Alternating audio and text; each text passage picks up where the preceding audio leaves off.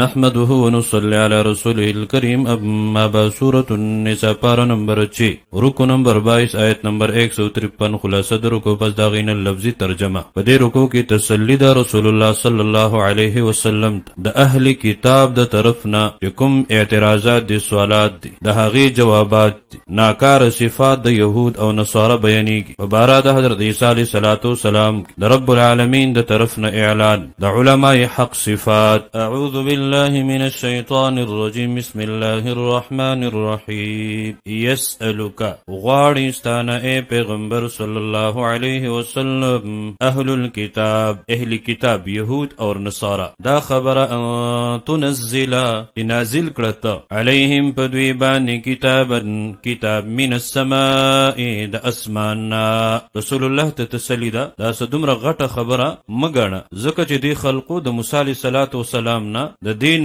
لوی لوی مطالبه کړي. فقد پس یقینا سألو اختلو دوی موسی د حضرت موسی علیه السلام نه اکبر من ذلك غټ خبره د دینا، او هغه سوا بے ادبی وکړه چې رب العالمین دې موږ ته ځان ښکاره کړي. د هغې ذکر په اوله سپاره کې تیر شوی. فقالو پس ویلي دوی ارنا الله چې وښایه موږ ته الله لرا جهرة په ښکاره.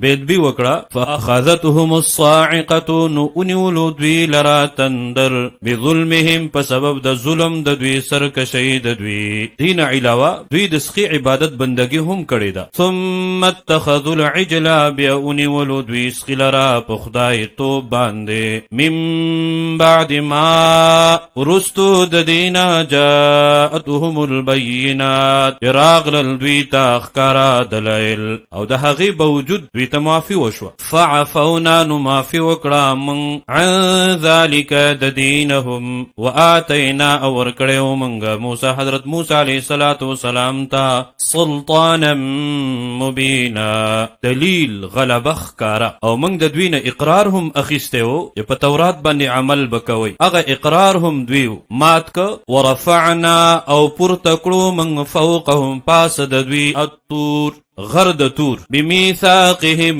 د پارا د لوز اخیستلو د دوینا.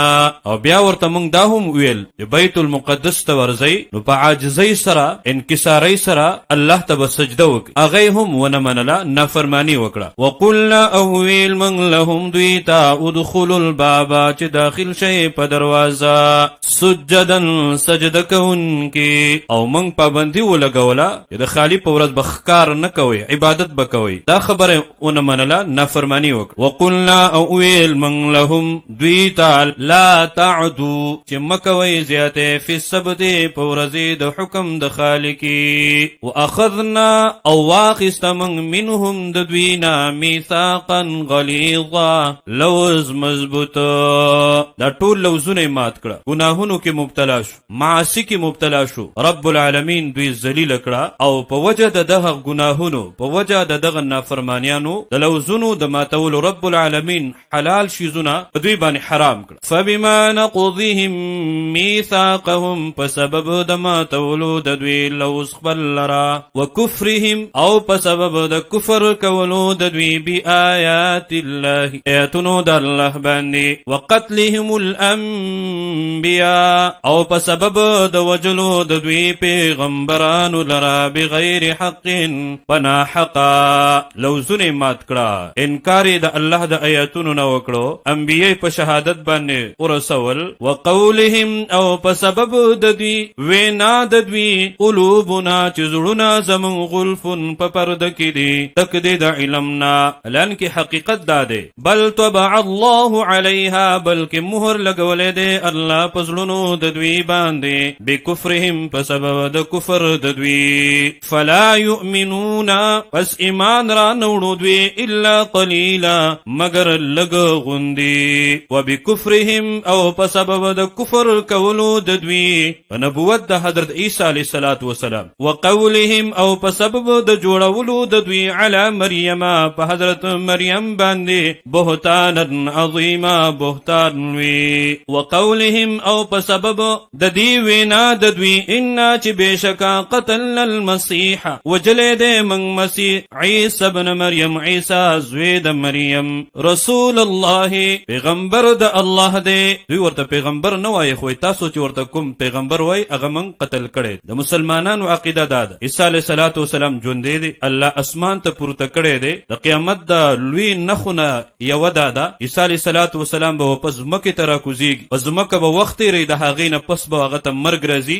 رسول الله صلی الله علیه وسلم په روزه کې به هغه دفن کیږي. وما قتلوه او نه دی وجلی دوی هغه لره، وما صلبوه او نه یې پانسي کړی دی، ولکن شبه لیکن واقع شو شک لهم دوی ته، وان الذین اختلفوا او بشک هغه کسان چې اختلاف کړی دی فی په باره د ده کې لفی شک منه خامخا دی په شک کې د ده په باره کې ما لهم نشته دی دوی ته به په هغې باندې من علم څه علم الا اتباع الظن سوا د تابعدارۍ د ګمان نه، وما قتلوه او نه دی وجلی دوی هغه لره یقینا بل رفعه الله بلکې براخې جولی دی هغه لره الله الیه ځان ته، او دا الله ته څه ګران نه دي. وکان الله او دی الله عزیزا زوراور حکیما حکمت والا.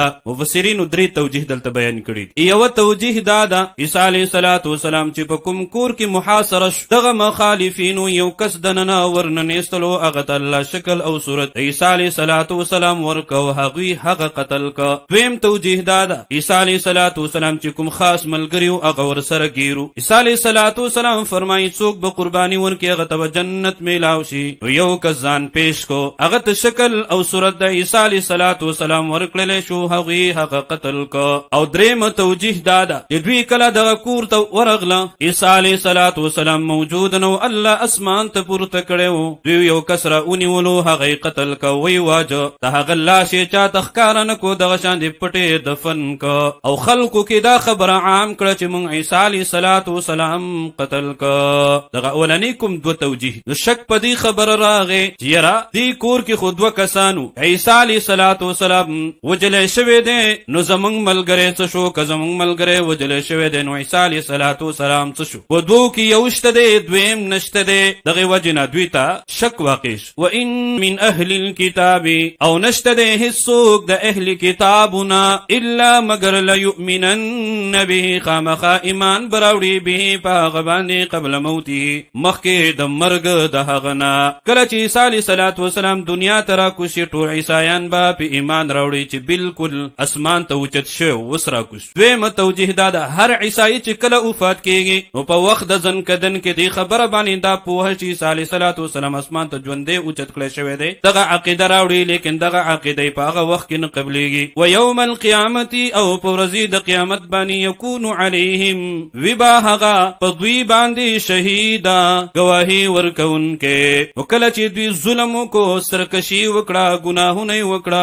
نافرمانیانې شروع کړې الله په هغه پاک چیزونه حرام. فبظلم من الذین نو پس په سبب د ظلم د هغې کسانو نه هادو چې یهودیان دي حرمنا حرام کړل من علیهم په دوی باندې طیبات پاک چیزونه احلت لهم چې حلال کړی شوي وو د دوی دپاره وبصدهم او په سبب د منع کولو د دوی خلق لره عن سبیل الله د لارې د الله نه د راوړلو د ایمان نه په الله او د الله په رسول کثیرا ډېرو لره واخذهم الربا او په سبب د اخیستلو د دوی سود لره وقد نهوا او حال دا دی چې منع کړی شوي دوی په تورات کې هم عنه د دغه سود نه واکلهم اموال الناس او په سبب د خوړلو د دوی مالونو د خلقو لره بالباطل په ناروا په ناجایز طریقه چې څومره ناروا او ناجایز طریقې دي ټولو ته شامل. واعتدنا او تیر کړی دی موږ للکافرین د پاره د کافرانو منهم د دوی نه عذابا الیما عذاب دردناک. لکن الراسخون لیکن هغه کسان چې پاخه دي مضبوط دي فی العلم فعلم کې منهم د دوی نه هغه عیسی علیه السلام په باره کې هغه عقیده ساتي چې کوم قرآن او سنت وي. والمؤمنون او ایمان لرونکي یؤمنون چې ایمان لري بما په هغه کتاب انزل الیک نازل کړی شوی دی تا ته پیغمبر صلی الله علیه وسلم، وما او په هغه کتاب انزل چې نازل کړی شوی دی من قبلک مخکستانا، والمقیمین الصلاة او هغه کسان چې اهتمام کوي د مانځه، پابندي کوي د مونځ، والمؤتون الزکات او ورکوي زکات لرا، والمؤمنون او ایمان ساتي بالله په الله باندې، والیوم الاخر او په ورځې د آخرت. دا خوش قسمته کسان دي ښکلي صفات والد. اولئک دغه خلق دغه کسان دغه صفتونو والا سنؤتیهم خامخا زردا چې وربکړو موږ دوی ته اجرا عظیما اجر ډېر لوی.